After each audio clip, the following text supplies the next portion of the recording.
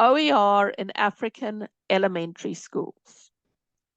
Our presentation will provide a description of, as well as present the initial results from a project initiated in July of 2023, and its initial phase is due to conclude in March of 2024.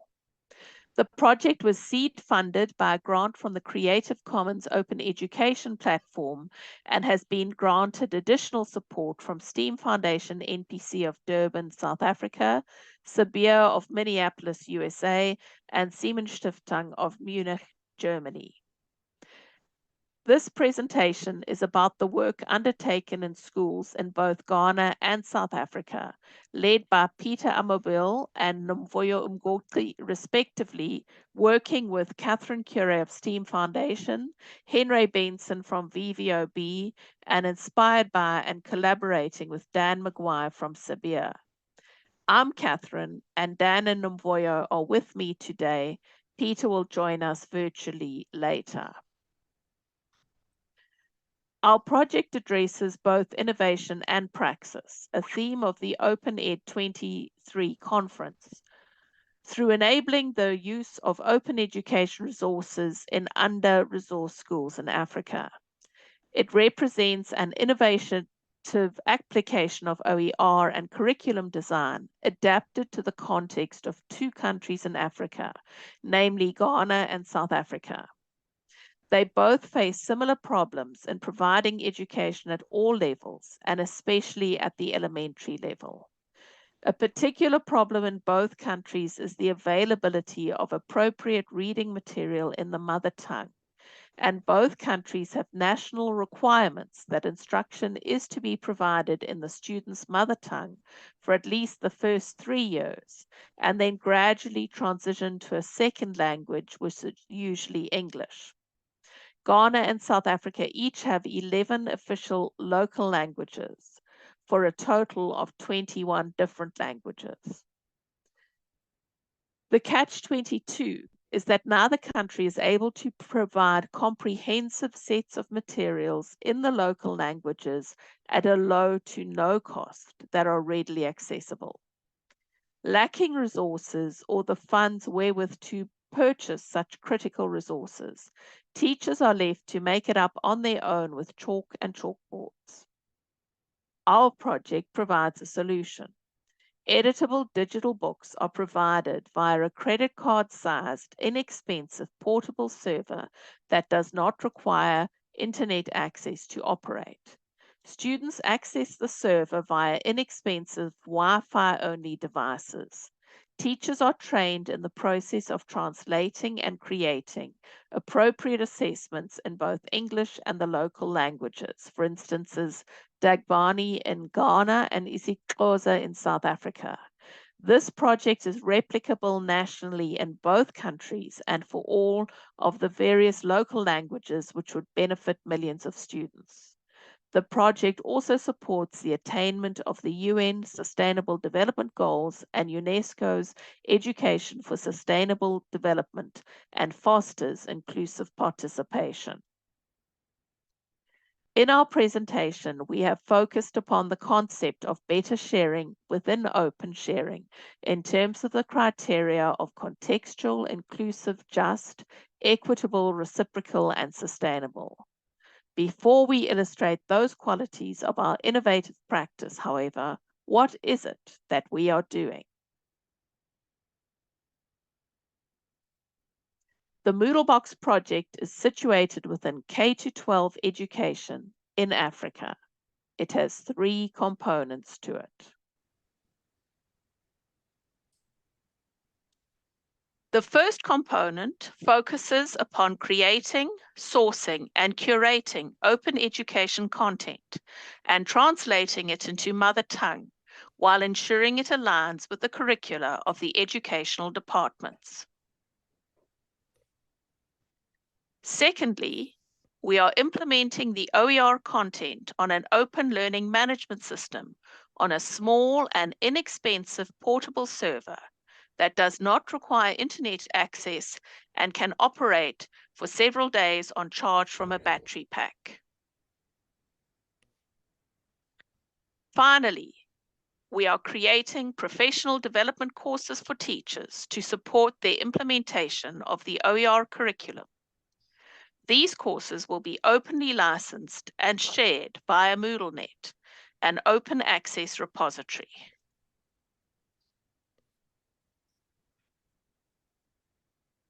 The context within which we are working is that of poverty, unemployment, and associated low resources, including intermittent electricity supply and extremely high data costs. The Moodle box addresses these issues by providing a low-cost, zero-data solution that enables open education resources to be loaded onto an open-source learning management system, Moodle, that allows asynchronous learning and does not have to be online or plugged in all the time. This provides a technical solution to the issues we are dealing with. However, we are also faced with a relative lack of OER materials, specifically those in languages such as isiXhosa, isiZulu, and Dagbani. There is also not much material that relates to the environment specifically. In addition to the use of English language materials, there was a special emphasis on incorporating materials edited and adapted for and translated into the local languages using ChatGPT.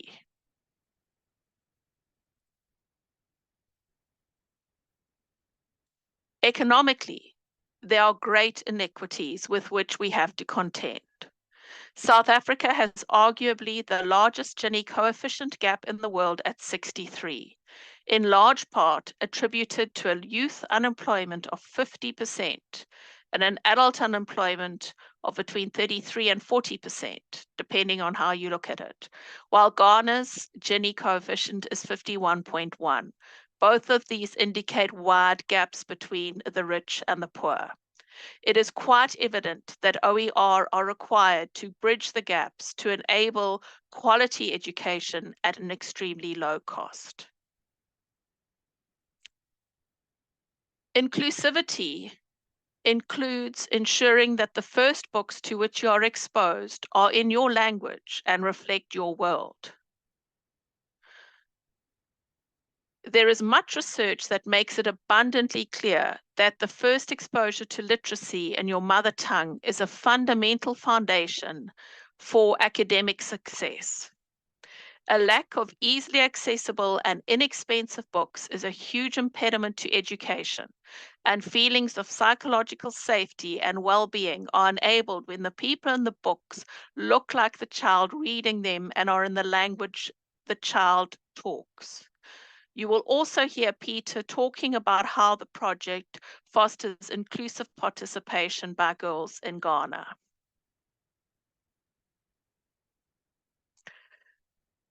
From a social justice perspective, given the context within which we are working, there is a clear moral and ethical imperative to bridge the wealth divide and make the playing field just that much more level. A country's future is dependent on how well its education works, not just for a privileged few, but for everyone. And this is one of the UN Sustainable Development Goals. Reciprocity is about both giving and taking. In the world of open, much as we have taken content from others who originally created the OER, we are giving back to others through the curation, translation, and putting this content onto an LMS for others to access and use, thereby saving teachers the time and effort of generating materials and enabling them in turn to focus on all the other very many aspects of teaching. Sustainability has many components to it. There is the sustainability of a project in terms of funding. And when you can do a lot with a very little, it makes for a compelling case. When costs are low, scale and impact can be extremely high. And scale and impact can only be ensured when the costs are low, but also when the impact on the environment is low. The Moodle box is a low resource device by default. Over and above that, we specifically sought OER materials or started creating them that address the UN Sustainable Development Goals and UNESCO's Education for Sustainable Development, thus supporting the attainment of these goals. Now, Dan McGuire will introduce Peter Amoabil. Peter was first to deploy the Moodle box in the northern region of Ghana. Peter is a teacher at Kanvili Nuria Primary School in Tamale, Ghana, and he's founder of Rural Literacy Solutions, which is a Ghanaian nonprofit that provides extra resources for a group of schools in the northern region. I met Peter a little over a year ago after I had begun exploring the possible applications of Moodlebox. We connected when Peter posted on LinkedIn about sourcing literacy materials for his group of schools. Peter is a very talented innovator, and he's totally dedicated to improving literacy in his community and beyond. So let's hear what he has to say about Moodlebox and OER. My name is Peter Amoabil. I am the Executive Director of Rural Literacy Solutions.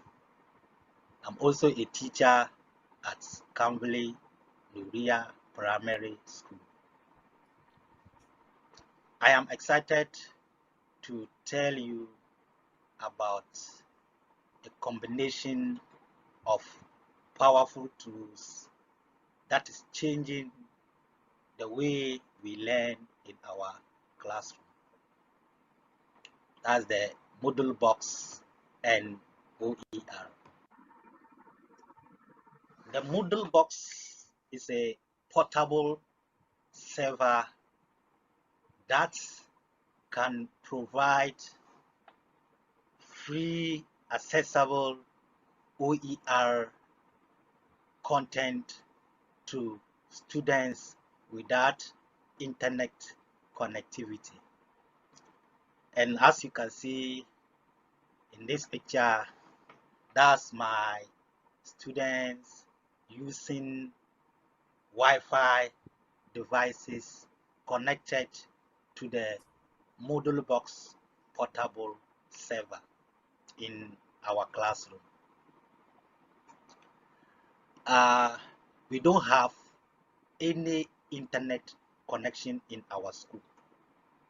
What I normally do is that I use my cell phone mobile network to download the books from the African Storybook website, and then add the downloaded books to the portable Moodlebox server in the classroom. And as you can see in the next video, that's my students reading one of the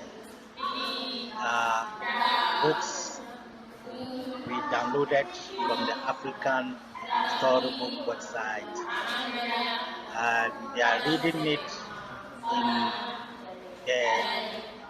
the Dagbani language, that's their mother tongue. And because it is an OER book, it could be legally translated into the student's mother tongue.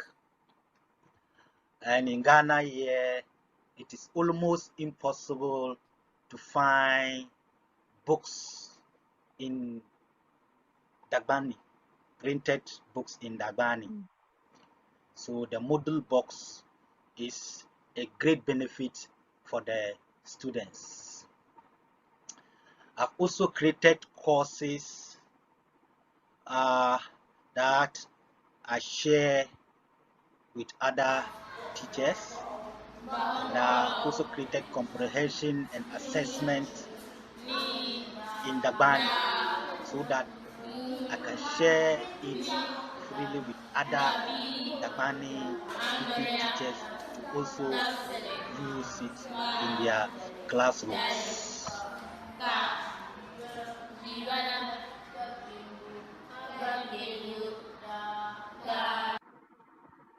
So I must say the model box and OER has benefited us a lot, both teachers and students, especially with the girls in our project schools.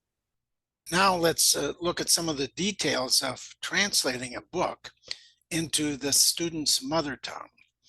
Here's a book in English that we found on Pratham Books Story Weaver platform.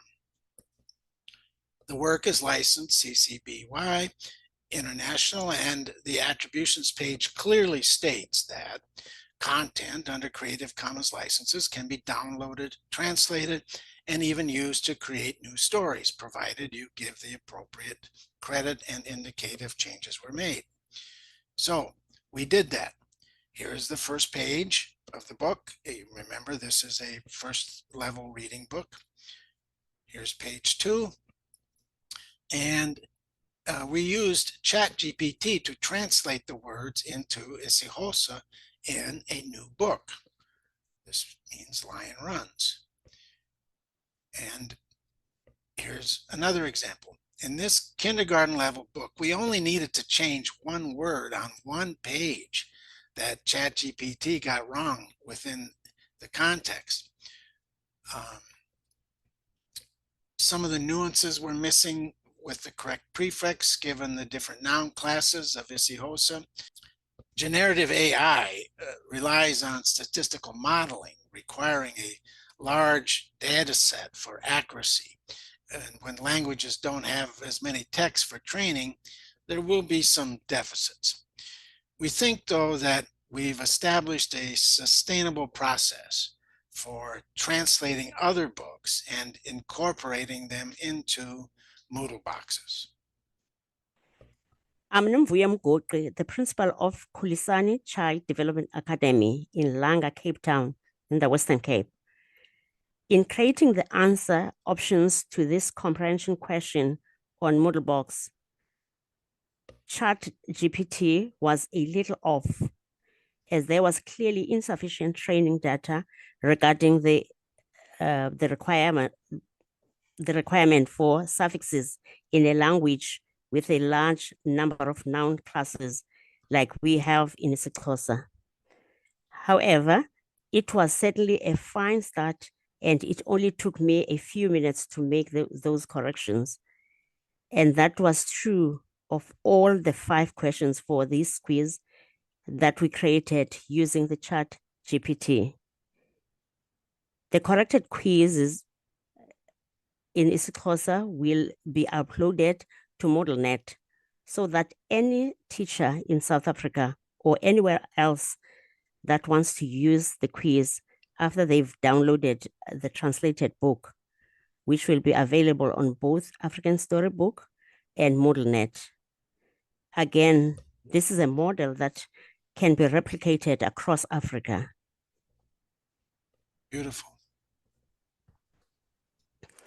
Before creating this school, I worked at the University of Cape Town Schools Development Unit on evaluation of the Siemens Stiftung experimental project, studying the current state of teacher professional development in South Africa. Our research demonstrated that many teachers lack both content and pedagogical skills.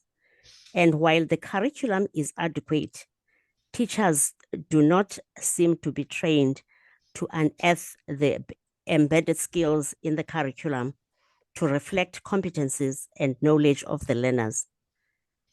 It was evident that scaffolded interventions are required to assist teachers to develop the knowledge and skills required. Expert teachers placing the required content on a learning management system facilitates learning for all teachers and enables them to gain the required confidence and associated competencies. This is the process we are using in developing professional development for model box implementation. Here are a few photos taken from Langa Township, indicating the different types of household in which Nomvuyo students live. The Moodlebox project has provided us in South Africa with the last piece of the puzzle in terms of enabling OER at scale for impact in schools. We are grateful to the Creative Commons community and particularly Dan McGuire for engaging us in this innovative solution. Finally, a heartfelt thank you to our funders. This Moodlebox project was seed funded by a Creative Commons Open Education grant, supplemented with funding from Siemens Stiftung and Sabir. Excited as we are by all of this initial work, we know that these are but the first steps in enabling a solution for under-resourced schools in Africa. We welcome your participation going forward. Please do contact us. Bino, but I think we've got it. I think we do.